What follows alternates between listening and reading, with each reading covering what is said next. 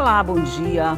Estamos no Janeiro Roxo, o mês de combate à hanseníase. E o Maranhão é um dos estados onde a incidência dessa doença é bem elevada. O estado chega a registrar até 3.000 casos de hanseníase por ano. E o que pode ser feito durante esse mês e durante o ano todo?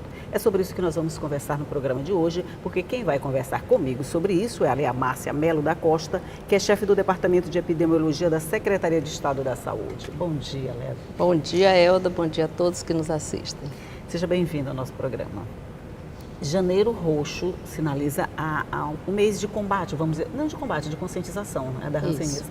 Nós, no estado do Maranhão, a gente ainda tem uma incidência tão alta assim, isso me surpreendeu, esses números. Infelizmente, Elda, nós somos um dos estados brasileiros da federação que tem o maior número de casos de hanseníase. Nós somos o maior? Não, Um dos maiores. Nós somos a terceira maior incidência. Tá. Nós temos 11% dos casos de hanseníase do Brasil e isso é muito representativo diante da comparação com as 27 estados, com né? certeza. Então, Maranhão, Pará, Tocantins e o Mato Grosso do Sul, ao longo dos anos, são os estados que têm o maior número de casos de hanseníase. Então, isso é um grande desafio para nós. Só corrigindo, é o Mato Grosso. Mato Grosso. Não é Mato Grosso do Sul, Mato Grosso. Mato Grosso. Pois bem, então, assim, o estado do Maranhão já teve índices mais elevados. Mais elevado do que os 3.000 por ano? Sim, nós já tivemos anos de ter 5.000 casos novos, né? Então, já tivemos uma incidência, só para ter uma compreensão melhor, os parâmetros estabelecidos pela Organização Mundial de Saúde em relação à endemicidade, quando você tem mais de 40 doentes por 100 mil habitantes, é considerado hiperendêmico. Então, o nosso estado sempre teve mais de 40 doentes por 100 mil habitantes. Então, nós já chegamos sempre hiperendêmicos. Isso, é verdade. Nós já saímos de uma incidência de 80, nós estamos hoje com 47. Quer dizer que nós estamos reduzindo, porém, do hiperendêmico para o hiperendêmico, mas estamos dentro da mesma faixa. Da mesma faixa. Só diminuímos a incidência. Em 15 anos, nós reduzimos 27% do número de casos. A nossa queda de incidência foi em 27%. Porque a doença, infelizmente, ela é muito lenta mesmo. Porque o período de incubação é longo, tá? Por mais que você faça ações para detecção, para busca ativa, você vai ter sempre pessoas que estão ainda em período de incubação e que vão desenvolver a doença na frente. Mas só te interrompendo, Léo, o que leva o estado, tem alguma característica, posição geográfica, sei lá, que leva o estado a ter uma incidência tão grande da hanseníase? Assim, os estudos até hoje não dão uma certeza absoluta em relação, por exemplo, a clima.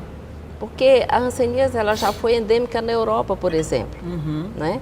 Com a melhoria da qualidade de vida, das condições socioeconômicas, hoje não existe mais na Europa. A hanseníase ela está no mundo praticamente só na Índia, a região da Ásia, sobretudo a Índia, alguns países da África e aqui no Brasil. O Brasil concentra em torno de 90% dos casos das Américas. Na América Latina, qual a nossa posição? Nós somos o primeiro absoluto. Então, nós temos 90% dos casos da América Latina estão no Brasil. Os outros 10% estão espalhados nos outros países. Então, é um grande desafio. E no Brasil existem diferenças também. Os estados da região sul praticamente estão eliminados, né?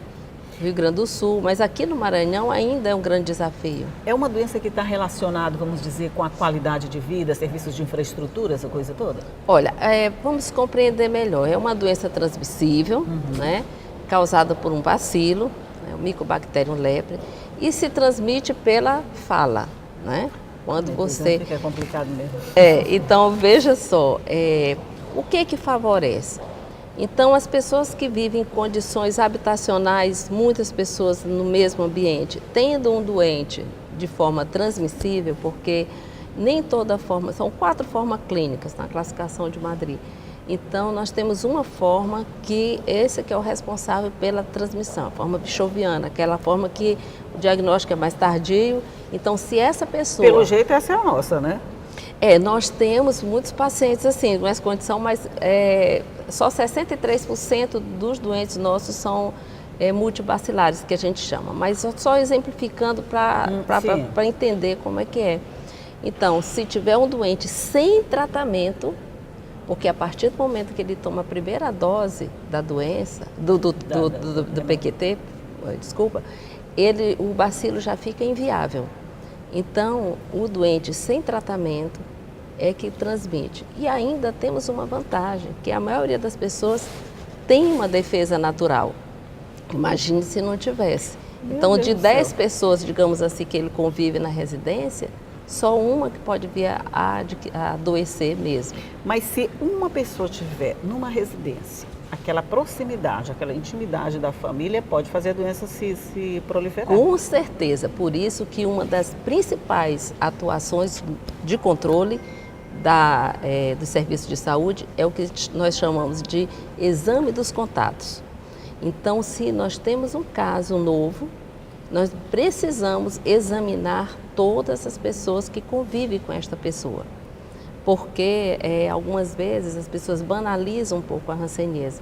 Uma manchinha branca, né, que ela não coça, não dói, pode achar que não seja nada e já é hanseníase, a forma inicial. O fato dela não incomodar pode não gerar essa preocupação, né? Provavelmente sim, que as pessoas muitas vezes só buscam o serviço de saúde quando estão incomodadas, digamos assim. É verdade, é verdade. Mas sobre isso nós vamos falar no próximo bloco. Vou fazer um rápido intervalinho e a gente volta já para continuar falando sobre o Janeiro Roxo. É só um minuto.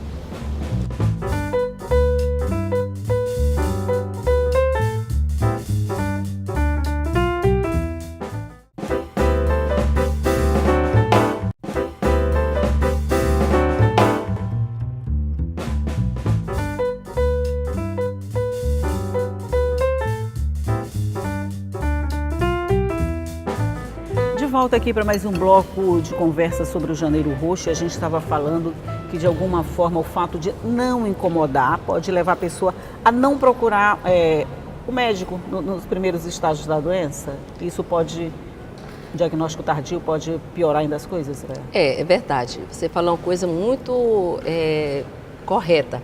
O diagnóstico tardio, ele é ruim para o paciente, porque ele pode vir a desenvolver, é importante dizer que não é só uma doença de pele, ela atinge nervos também. Então, não é só aquela mancha ali não, né? Não é só aquela mancha, pode a pessoa vir a ter incapacidade física, o que a gente diz, atrofia nas mãos, nos pés, pode ter problemas oculares também. Então, o diagnóstico tardio, ele prejudica não só o paciente, como também a própria conviventes, porque você está também transmitindo a doença. Então, o nosso propósito é alertar a população de que mancha com dormência pode ser hanseníase. O serviço de saúde, de uma forma geral, da atenção primária, está capacitado, está apto para receber e diagnosticar, porque não é um diagnóstico muito difícil, né? E nós trabalhamos nesse sentido. Hoje nós temos 70% das nossas unidades de saúde, elas têm pessoas capacitadas e com o programa implantado. Antes da gente falar do tratamento, vamos só na identificação da doença. Por exemplo, aquela manchinha branca, ela é sempre branquinha, né? Não, ela pode ser avermelhada, ela pode parecer uma impingem. Sim, eu quero dizer, ela pode ser confundida com outras coisas, com pano branco, por exemplo, com pano branco. Exatamente, porque ela pode ser esbranquiçada e confunde. Pode ser avermelhada. Pode ser avermelhada, ela pode ter os bordos bem definidos, bem assim, parecido como a impingem, só que a impingem coça e a hanseníase não coça, a hanseníase é dormente. Você toca aquele testezinho de uma pontinha de agulha naquela região, se você não sentir, já é um indício? Isso, e nós recomendamos que esse teste, você se tocar e perceber que tem uma redução da sensibilidade, está dormente, então vá no posto, porque lá nós vamos fazer 3 testes da sensibilidade, vamos ver a térmica, a tátil e a dolorosa. Então, depois disso, se inicia o tratamento com a confirmação do diagnóstico. O tratamento, vamos lá. O tratamento, ele é fácil, é acessível? Todo mundo pode ter um acesso facilitado? Acessível e gratuito. Do tratamento, ele pode ser feito em 6 meses ou em 12 meses, dependendo da forma clínica. Quando você detecta precocemente, aquele que eu disse lá no comecinho, então vamos fazer em 6 meses o tratamento. E essas pessoas podem ter menos até risco também de desenvolver incapacidade. Aqueles pacientes que já são diagnosticados tardiamente, fazem o tratamento um pouco mais longo, que já vai ser 1 ano, né? Além de ter mais possibilidade de ter comprometimento de nervos também. Tá? Essa questão do comprometimento dos nervos é um estágio bem avançado da doença, eu imagino. É comum aqui no Maranhão? Olha, de uma forma geral, nós temos assim, só para você ter uma ideia, 6% dos casos que já são diagnosticados já vem com comprometimento desse, já instalado, né? Essa pessoa já chega com comprometimento dos nervos? E ainda que é o que a gente chama de grau 2 de incapacidade, já tem um dano visível, né? E imagine isso, às vezes, em criança, nós temos uma coisa que nos preocupa muito também, por ser uma doença que afeta mais pessoas adultas, jovens e adultos, nós temos também uma alta incidência em menores de 15 anos. Então, nós temos que trabalhar de uma forma muito ostensiva, digamos assim, aqui no estado, de forma e nós temos feito isso, né? Agora, em fevereiro, por exemplo, nós vamos iniciar o 5º ano de campanha de busca de casos novos de hanseníase em escolares. Vocês vão até as escolas? Sim. Você não espera que eles virem até vocês, não, né? Vão logo procurando os novos casos. 179 municípios já aderiram. Agora mesmo, em fevereiro, como parte da nossa programação do Janeiro Roxo, eu não sei se já posso antecipar. Pode, sim, pode. O que já iniciamos. Desde dezembro, nós estamos estimulando os municípios a fazerem suas mobilizações. E os municípios já iniciaram, né? Então, nós estamos recebendo muitas fotos, alguns municípios estão fazendo a Semana Roxa, e, enfim. Isso é bom, essa mobilização chama atenção. Chama atenção, muito. E aí, aqui em São Luís, por exemplo, vai ser no dia 30, né? Porque o Dia Mundial da Hanseníase mesmo é o último domingo de janeiro. Isso há 50 anos já se comemora isso daí. Então, por isso que se colocou o mês todo, porque... Como é lá no final do mês, vamos trabalhar um mês inteiro para chamar atenção. Interessante. Então, assim, aqui vai ser o dia 30, vai ser uma quarta-feira. Vamos fazer panfletagem em todos os terminais de integração. Vai ter também um trabalho de panfletagem também na feirinha lá da Benedito Leite, e as nossas 2 unidades de referência vão estar intensificando mais atendimento no Aquiles Lisboa e no Genésio Rico. Mas isso eu estou falando só São Luís, mas os municípios do estado todo já iniciaram. E vamos fazer um seminário agora, depois do Carnaval, com esses 179 municípios para estabelecer as estratégias dessa campanha com escolares, que já é o 5º ano e tem sido muito importante na identificação de casos em crianças. Porque a gente fala de Janeiro Roxo, isso não significa que vocês estão trabalhando só no janeiro. Ele é roxo, mas todos os outros vão estar no violeta, vão diminuindo, mas estão sempre com uma coloração meio roxinha. É verdade, são 50 tons de roxo, 12 50 tons de roxo. São 12 tons de roxo em cada mês, digamos não vamos pegar assim. 50, mas 12 tons de roxo dá para pegar assim. Sobre isso nós vamos falar no próximo bloco de novo. Eu vou fazer um rápido intervalinho e a gente volta já, só um minuto. Conta tudo.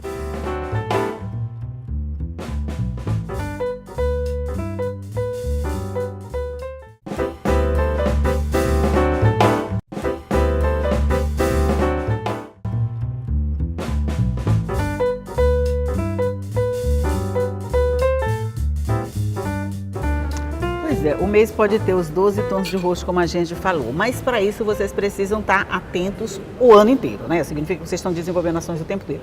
As pessoas, de alguma forma, elas abandonam esse tratamento? Por exemplo, o tratamento você disse que pode até levar 1 ano. Sim. Elas abandonam, e se abandonar no meio, ela tem uma reincidência? Como é que funciona isso? Certo. O que acontece? Nossa taxa de abandono ele é inferior a 10%, né? Mas temos muitas pessoas que abandonam. O que nós recomendamos? Existe um protocolo, né, que diz como que o profissional de saúde deve fazer em relação ao período que ele fica ausente. Se ele ficar 3 meses, se ficar 2 meses, se é pálsio, se é múltiplo, o que eu devo fazer? Reinicio o tratamento? Então, existe já um protocolo que os profissionais de saúde estão orientados como fazer, né? Porque é feito um monitoramento desse doente ao longo do tratamento, O paciente ele deve comparecer a cada 28 dias, porque a dose ela é supervisionada. Então, isso daí garante uma aproximação maior do profissional de saúde com o paciente e um controle. Nós temos cartão de aprazamento. Então, a equipe da Estratégia de Saúde da Família, que é quem acompanha a maioria desses casos, então ela sabe aquele paciente que não veio no dia certo. Sim, então, deve mobilizar o agente comunitário de saúde para reduzir esse abandono. Mas se ele realmente desaparece, então, nós temos condutas. Realmente, o abandono, ele tem realmente um período para cada forma e o propósito é reduzir cada vez mais. Mas, voltando ao que você estava falando, de todos os meses se fazer alguma ação importante, eu quero só destacar nos 2 últimos anos, né?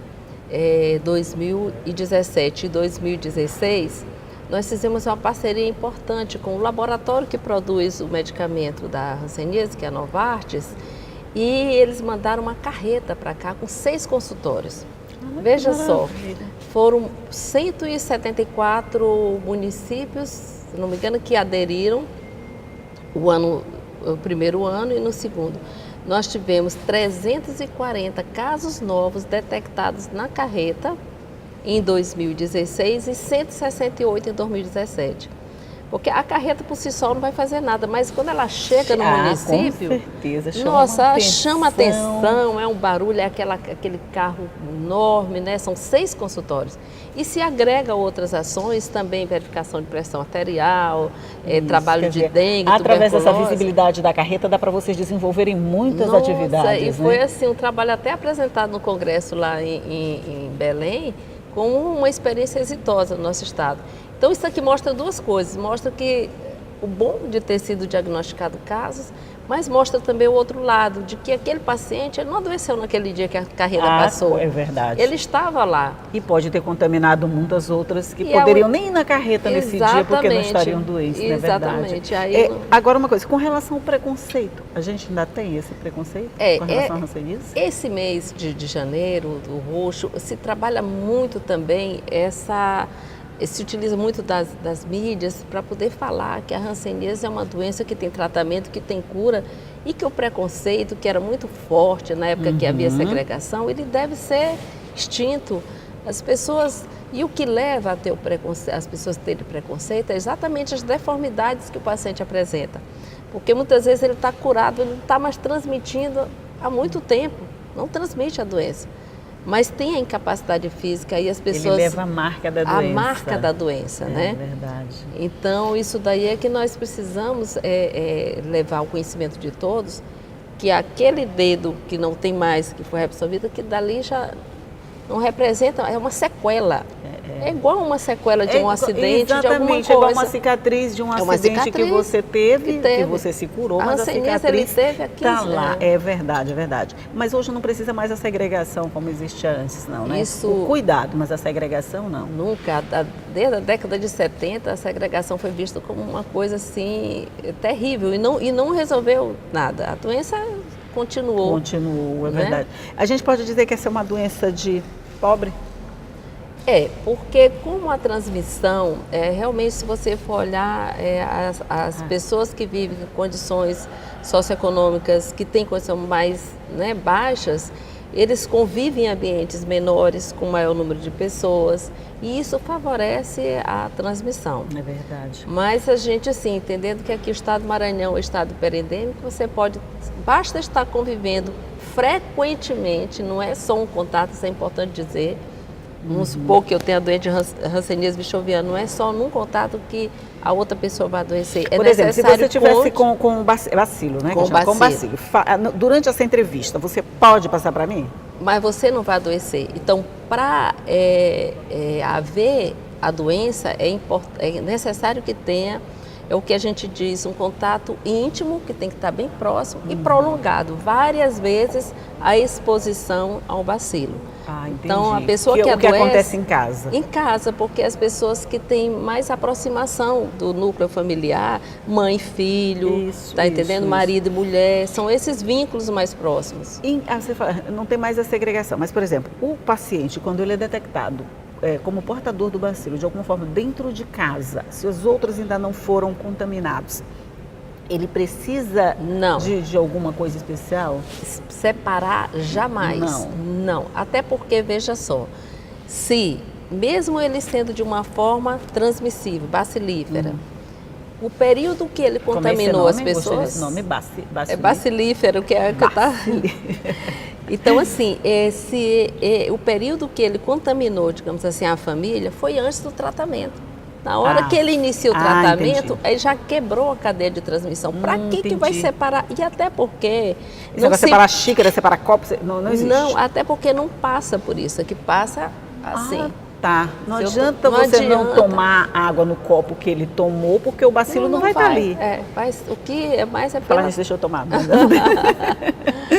Então, infelizmente, tem pessoas que não são esclarecidas. Já vimos casos seríssimos eu tinha uma paciente que ela chorava toda vez porque a mãe dela, no intuito de preservar os outros, aí separava prato e ela que dali era terrível. Teve que chamar, conversar com a família e tudo mais, porque isso daí dói muito na pessoa que já está doente, ainda sofre preconceito, fica mais fragilizado. E um cuidado desnecessário, né? Desnecessário, né?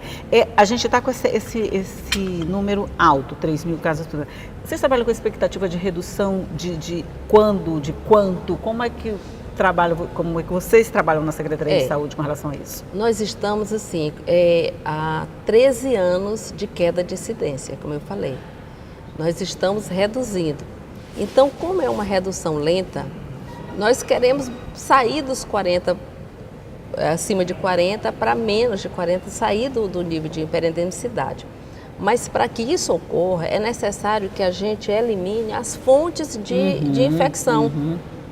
E o Estado tem trabalhado muito nos 15 municípios que tem 51% dos casos. E dentro desses municípios, temos prioritários. Né? Então, dentre esses municípios, trabalhar na área, dentro daquele município, que tem o maior número de casos de hanseníase. Então, nós precisamos o quê? Identificar novos casos, examinar os contatos desses doentes, examinar assim, 100%. E fazer o trabalho de esclarecimento para esses municípios sobre os sinais e sintomas e a gente reduzir. Agora tem que ser um trabalho mesmo dos profissionais de saúde, de vocês da comunicação, né? Precisamos do apoio dos gestores e da própria população, porque uma vez ela conhecendo que ela pode ter hanseníase, ela deve buscar a unidade de saúde. Só uma última pergunta com relação aos sintomas. A gente falou das manchinhas, brancas ou vermelhas, mas além disso tem alguma outra coisa que deu indício de que a pessoa pode estar com hanseníase? Naquelas formas mais avançadas, ele pode ter infiltração, a orelha fica inchada, o nariz também, as mãos, né? Que da forma que eu falei da bichoviana, aquela face já assim que aparenta. Muitas vezes o paciente tem muitas manchas assim no corpo, alguns vão, ou posto de saúde, às vezes até em farmácia, toma um medicamento como se fosse alergia. A pessoa fica assim meio inchada, acha que é alergia, não é alergia. O ideal mesmo é procurar, teve um problema de pele que leve a indícios de ser hanseníase e no posto de saúde. Aqui em São Luís, nós temos vários, nós temos nossas unidades de referência. Todos os postos de saúde fazem esse atendimento, eu não digo tratamento, mas fazem um atendimento. Sim, porque até naquele posto de saúde, lá da zona rural, caso não tenha profissional, mas tem alguém que possa indicar, olha, você vai para a unidade tal, a referência municipal, e lá na referência municipal, aqui, por exemplo, é o Centro de Saúde do bairro de Fátima, que é a referência municipal de São Luís, e nós temos as estaduais, que são o Centro de Saúde Genésio Rego e o Hospital aqui de Lisboa. Ok. Só uma curiosidade minha, São Luís está entre os pontos críticos de transplantação? Olha, se eu te disser que São Luís foi o município brasileiro que fica entre o primeiro, segundo ou terceiro com o maior número de casos de hanseníase no Brasil. Não, depois dessa eu encerro mesmo a entrevista, não faço mais nenhuma pergunta. Mas é verdade. Mas que é coisa, verdade, né? São Luís. Não, eu quero que na próxima entrevista que você vier aqui, você me diga que a gente saiu dessa posição tão assim espero, assim espero. Né? Mas a gente vai sair, a gente vai sair. Se Deus quiser. Com tratamento, com cuidado, com intensidade nessas prevenções. É o meu sonho de voltar aqui algum dia e dizer assim, olha, conseguimos... Vai voltar, Léa, vai voltar sim. Você vai me dizer que se a gente não conseguiu erradicar, a gente vai conseguir reduzir bastante. E sair dessa posição. São Luís pode ficar com uma capital que tem mais número de hanseníase. Meu Deus do céu. Mas, Léa Márcia, meu Deus, a bagunça que eu estou fazendo. Muito obrigada pela sua participação no nosso programa. Tomara que a gente tenha mesmo essa redução, com certeza vai dar um resultado. Um bom dia para você. Eu que agradeço a oportunidade e aproveito mais uma vez também para alertar a população, né? A hanseníase é um problema de saúde pública, ainda muito sério no estado do Maranhão, e que com a ajuda de todos, com a participação, se você conhece alguém que fez tratamento de hanseníase, convide, estimule os familiares, se é um familiar, vá na unidade de saúde, porque essa pessoa tem mais risco de adoecimento. Então precisamos fazer isso, apoiar a pessoa que está fazendo tratamento, vamos até o final, faça os seus exercícios físicos para poder, porque tem algumas orientações de reabilitação também para aqueles que já têm alguma sequela. Então, é essa mensagem que a gente traz de que a eliminação da hanseníase, a redução do número de casos, ela depende do apoio e do fortalecimento de todos nós. É difícil, mas é possível. É possível. Mais ou menos assim. Eu agradeço a oportunidade. E é fácil, é de graça e de acesso a todo mundo. Ok. Tá. E você quer ver essa entrevista? Pode acessar o nosso site, ela está lá à sua disposição, assim como todas as outras que a gente faz aqui no Café. É o l.ma.leg.br/TV, também nas nossas redes sociais, na nossa página do rádio, que ela tudo à sua espera, à sua disposição. Mas eu vou esperar você todo dia aqui, às 8h30 da manhã, com muita entrevista, com notícia, com informação, com tudo. Bom dia, tchau. Joia.